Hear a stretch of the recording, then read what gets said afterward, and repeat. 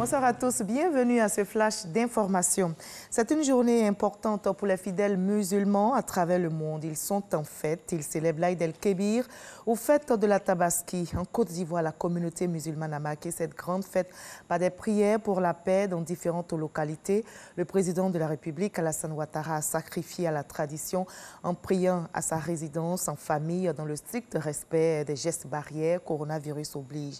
La prière a été officiée par l'imam Sissé Guigiba de la mosquée du Plateau. Il a appelé à l'obéissance à Dieu, à la patience, à l'unité et à la paix dans notre pays.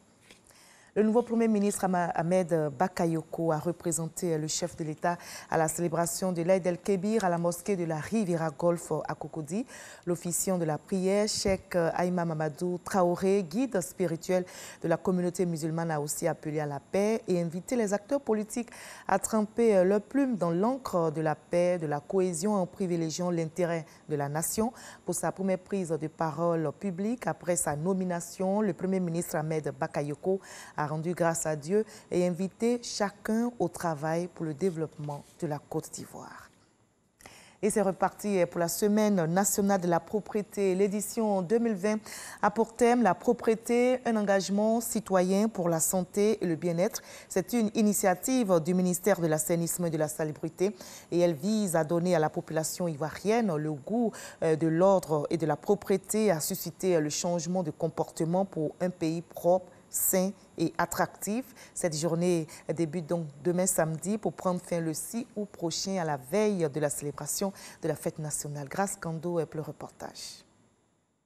C'est parti pour la 5e édition de la Semaine nationale de la propreté SNP qui se tient du 1er au 6 août et ce en prélude à la fête nationale. Cette initiative se veut communautaire en mettant la population au centre de l'action sociale de lutte contre la malpropreté. La propreté et la qualité du cadre de vie font partie des principaux déterminants du bien-être des populations et de leur productivité. Elles sont également des facteurs importants d'amélioration de l'esthétique du paysage, de nos cités et de l'image de notre pays. Malheureusement, et malgré les efforts du gouvernement, la problématique de la malpropreté et de la dégradation de la qualité du cadre de vie demeure principalement due à l'incivisme des populations. La propreté, un engagement citoyen pour la santé et le bien-être, thème retenu pour cette semaine nationale.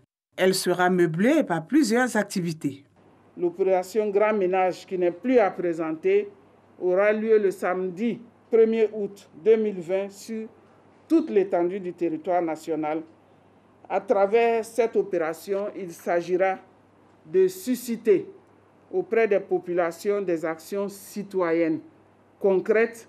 Après l'opération Grand Ménage, se tiendront tout le long de la semaine des activités communautaires de nettoyage qui mobiliseront les populations, les ONG, les communautés de salubrité, les comités de quartier ainsi que les opérateurs privés de la salubrité. La cérémonie officielle de cette 5e édition de la Semaine nationale de la propreté sera célébrée ce mardi 4 août dans la commune de Koumassi.